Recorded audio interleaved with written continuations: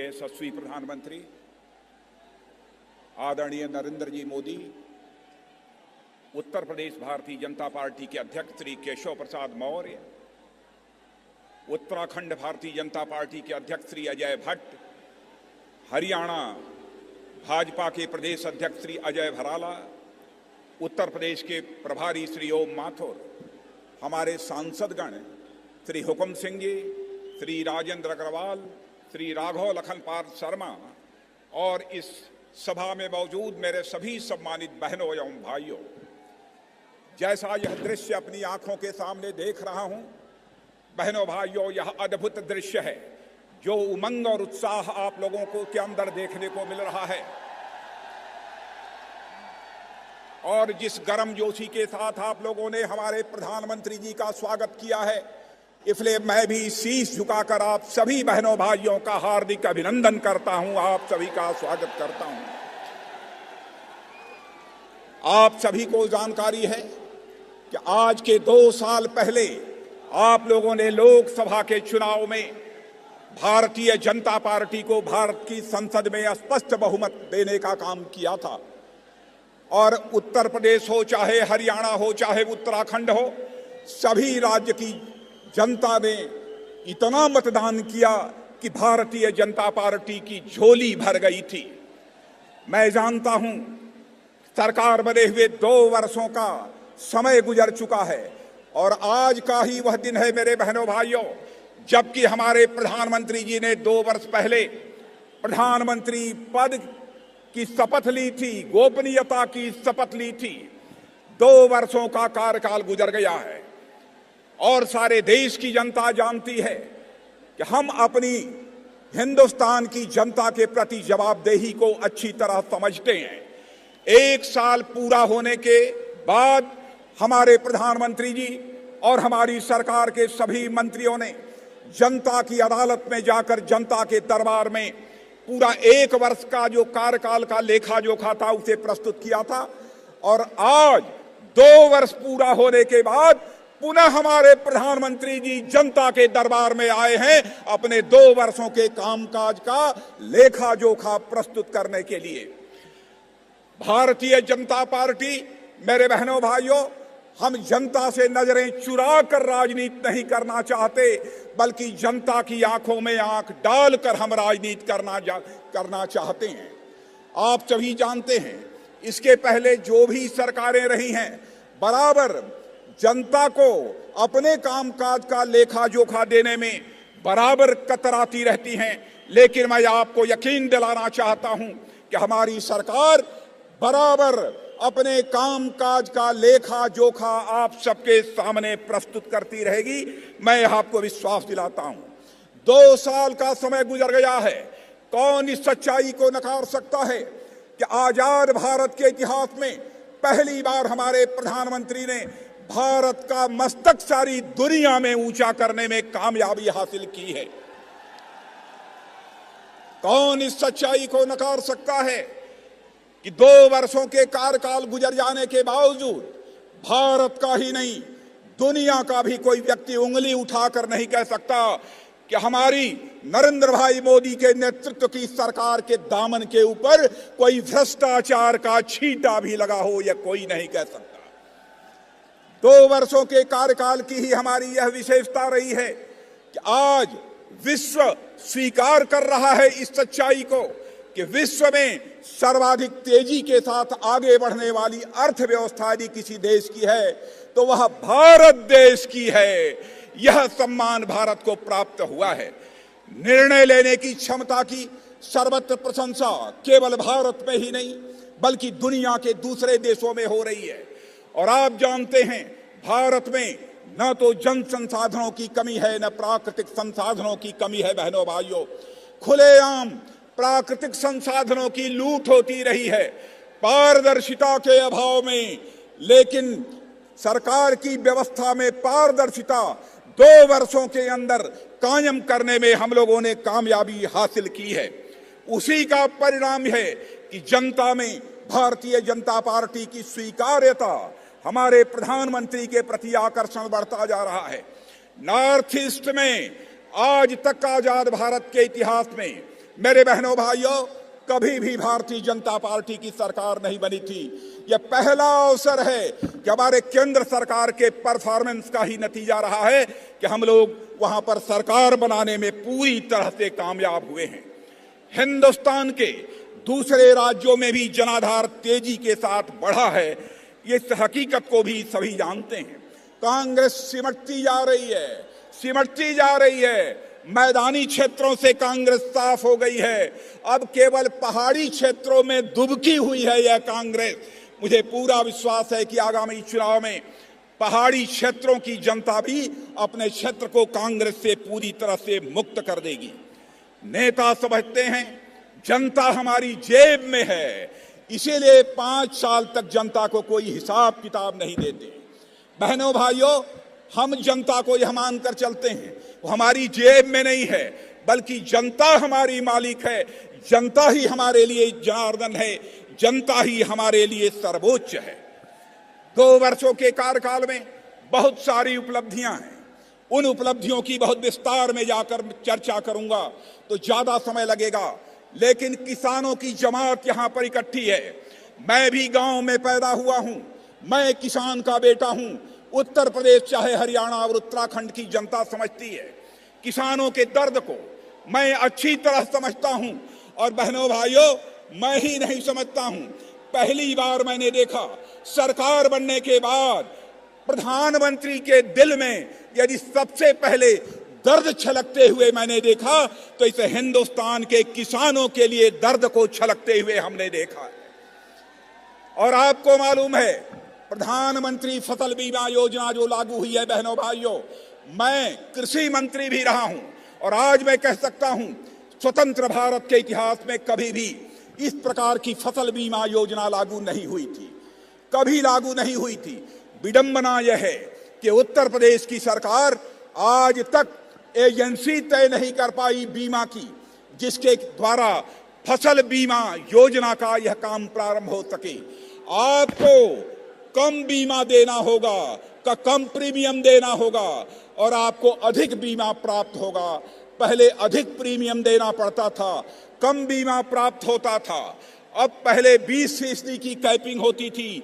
मेरे बहनों भाइयों, कोई कैपिंग नहीं होगी। मेरे किसान भाइयों, जितना आपका नुकसान होगा उसकी भरपाई बीमा कंपनी के द्वारा की जाएगी। और प्रीमियम भी इतना कम है, 1.5%, 2%। शेष प्रीमियम की भरपाई यदि कोई करेगा तो वह भारत सरकार करेगी। मेरे बहनों भाइयों, हम इस हकीकत को भी समझते हैं कि जब तक हिंदुस्तान का गांव खुशहाल नहीं होगा तब तक हमारा यह हिंदुस्तान खुशहाल नहीं हो सकता है। हमारा हिंदुस्तान खुशहाल नहीं हो सकता है। इसलिए गांवों के विकास के लिए कई प्रभावी कदम हमारे प्रधानमंत्री जी ने उठाए हैं। आजाद भारत के इतिहास में मेरे बहनों भाइयों पहली बार हुआ है कि 2014 से 19 तक गांवों का विकास करने के लिए हर ग्राम पंचायत को 80 लाख रुपया मुहैया कराया जाएगा, तो वह केंद्र सरकार के द्वारा मुहैया कराया जाएगा। मैं यहां पर एक सूचना देना चाहता हूं। बहुत सारे हमारे नौजवान उधर पंडाल के ऊपर चढ़े हुए हैं, उनसे मैं निवेदन करना चाहता हूं कि कृपया वह नीचे आ जाएं, नहीं तो किसी भी प्रकार की दुर्घटना यहां पर घटित हो सकती है। और मेरे बहनों भाइयों, मैं यह भी आपको जानकारी देना चाहता हूं, यहां वो ओलावृष्टि पड़ी थी, उत्तर प्रदेश सरकार को जो राहत मुहैया करानी चाहिए थी यहां की जनता को, नहीं कराया है। लेकिन प्रधानमंत्री जी ने सारे नॉर्म्स को, सारे पैमानों में ढील देकर, केवल ढील देने का ही काम नहीं किया, बल्कि 2801 करोड़ रुपया उत्तर प्रदेश सरकार को मुहैया कराया। और इसलिए मुहैया कराया कि जो भी ओलावृष्टि से, बेमौसम बारिश से प्रभावित हुए हैं किसान, उनको यह उपलब्ध कराया जाना चाहिए। लेकिन मुझे जो जानकारी प्राप्त हुई है, शायद वह धनराशि आप तक नहीं पहुंच पाई है। मेरे बहनों भाइयों, पहले केवल 1 हेक्टेयर तक मुआवजा मिलता था, उसको बढ़ाकर 2 हेक्टेयर तक हमारी सरकार ने कर दिया है। पहले जितना मुआवजा मिलता था उसको बढ़ाकर 1.5 गुना हमारी सरकार ने कर दिया था। प्राकृतिक आपदा के कारण मरने वालों को जो केवल 1.5 लाख रुपए की सहायता प्राप्त होती थी, उसे बढ़ाकर 4 लाख करने का काम हमारे प्रधानमंत्री जी ने किया है। मेरे बहनों भाइयों, इसलिए मैं आप सबसे यही कहना चाहता हूं कि बहनों भाइयों, हमारी सरकार गांव, गरीब और किसानों के विकास के लिए पूरी तरह से प्रतिबद्ध है। मैं जानता हूं गन्ना किसानों को कठिनाइयों के दौर से गुजरना पड़ रहा है, लेकिन गन्ना कुछ किसानों को इस बात की भी जानकारी होगी कि हमारी सरकार ने बैंकों के माध्यम से 6,000 करोड़ रुपया इसलिए चीनी मिलों को उपलब्ध कराया था ताकि जो किसानों का बकाया है वह उन तक पहुंच सके। लेकिन जानकारी यह प्राप्त हुई है अब भी गन्ना किसानों का बकाया है, जबकि गन्ना किसानों के बकाये का भुगतान करना मेरे बहनों भाइयों, यह जिम्मेदारी यदि किसी की होती है तो राज्य सरकार की होती है। लेकिन मैं आपको यकीन दिलाना चाहता हूं गन्ना किसानों को कि हमारी यदि सरकार यहां पर बनती है तो हम गन्ना किसानों का 1 पैसा भी बकाया नहीं रहने देंगे, हम आपको विश्वास दिलाते हैं। और इतना ही नहीं, मुझे जानकारी मिली है कि इधर के लोग गन्ने की खेती अब छोड़कर पॉपुलर की खेती कर रहे हैं, पॉपुलर की खेती कर रहे हैं। लेकिन पॉपुलर जो पहले 1200-1300 रुपया प्रति टन बिकता था, आज वह पॉपुलर 350 रुपये प्रति टन के हिसाब से यहां पर बिक रहा है। क्यों? कि सारा माल उनको हरियाणा में भेजना पड़ता है। एक फैक्ट्री कितना कर पाएगी?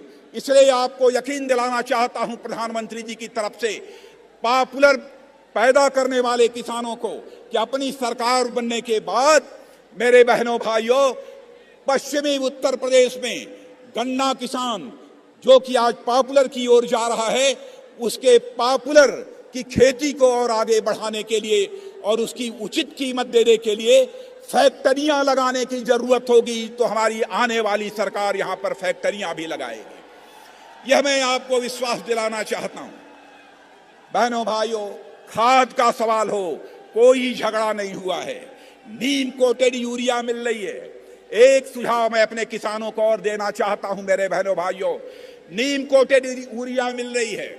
पहले जितनी यूरिया खाद आप अपने खेतों में डालते थे, अब जरा वह खाद 25% कम कर दीजिए। नीम कोटेड होने से उसकी क्षतिपूर्ति हो जाती है, यह मैं आपको विश्वास दिलाना चाहता हूं। सॉयल हेल्थ कार्ड, अन्य भी बहुत सारी योजनाएं हम लोगों ने प्रारंभ की हैं। इतना ही नहीं, आप सबको मालूम है घर में बैठे बैठे आप राष्ट्रीय कृषि मंडी इंटरनेट से अपने माल को हिंदुस्तान के किसी भी कोने में जहां भी आपको अच्छी कीमत मिल जाए वहां भेज सकते हो। यह व्यवस्था भी हमारी सरकार ने अब तक 8 राज्यों में प्रारंभ कर दिया है और आगे भी हम करने वाले हैं। योजनाओं की फहरिस्त लंबी है, इसलिए बहुत विस्तार में नहीं जाना चाहता हूं। मैं उत्तर प्रदेश के बारे में एक बात कह देना चाहता हूं। जैसा हमारे प्रदेश अध्यक्ष केशव मौर्य ने कहा, कानून और व्यवस्था की स्थिति बद से बदतर हो गई है। उत्तर प्रदेश सरकार से भी मैं अपील करना चाहूंगा, कानून और व्यवस्था को सुधारने की दृष्टि से पहल होनी चाहिए। आपने देखा होगा, चाहे यहां पर कल्याण सिंह जी की सरकार रही हो, चाहे राम प्रकाश जी की सरकार रही हो, चाहे मेरी सरकार रही हो, बहनों भाइयों, कानून व्यवस्था पर काबू पाने में हम लोगों ने कामयाबी हासिल की थी। और आज मैं आपको एक बात और बतलाकर जाना चाहता हूं कि मेरे बहनों भाइयों, मैंने एक इस क्षेत्र में चलने वाले जुगाड़ की याद आपको मैं दिलाना चाहता हूं। और प्रधानमंत्री जी, जुगाड़ एक ऐसी चीज है कि कहीं का चक्का, कहीं की ट्राली, कहीं का इंजन, यह जोड़कर जुगाड़ यहां पर बनता है। प्रधानमंत्री जी, उस समय चलने नहीं दिया जाता था, लेकिन मैंने अपने पश्चिमी उत्तर प्रदेश के किसानों को कहा कि अपने जुगाड़ को जहां चलाना हो डंके की चोट पर चलाओ, कोई भी मां का लाल तुम्हारे जुगाड़ को नहीं रोक पाएगा। अब इस समय मुझे नहीं मालूम है कि आपके जुगाड़ की क्या हालत है, लेकिन प्रधानमंत्री जी, इस जुगाड़ में पूरी छूट देने के बाद भी उस समय 2002 में यहां की जनता ने मेरा जुगाड़ बिगाड़ दिया था। और मैं देख रहा हूं कि भारतीय जनता पार्टी की सरकार बने 14 वर्षों का वनवास उत्तर प्रदेश में पूरा हो गया है। बहनों भाइयों, यही अपील करने आया हूं, यह वनवास अब समाप्त होना चाहिए। 14 वर्ष तक तो मर्यादा पुरुषोत्तम भगवान राम का भी वनवास नहीं रहा है, इसलिए भाजपा का भी यह वनवास उत्तर प्रदेश की राजनीति में समाप्त होना चाहिए और उत्तर प्रदेश में भारतीय जनता पार्टी के स्पष्ट बहुमत की सरकार बननी चाहिए। यही अपील करते हुए अंत में आप लोगों से निवेदन करना चाहता हूं, प्रधानमंत्री जी आए हैं, हमारे राज्य में आए हैं, एक हाथ भी नीचे नहीं होना चाहिए। सारे लोग हाथ उठाकर तालियां बजाकर हमारे प्रधानमंत्री का अभिनंदन करें, स्वागत करें। बजाते रहिए, तालियां बजाते रहिए। बहुत बहुत धन्यवाद।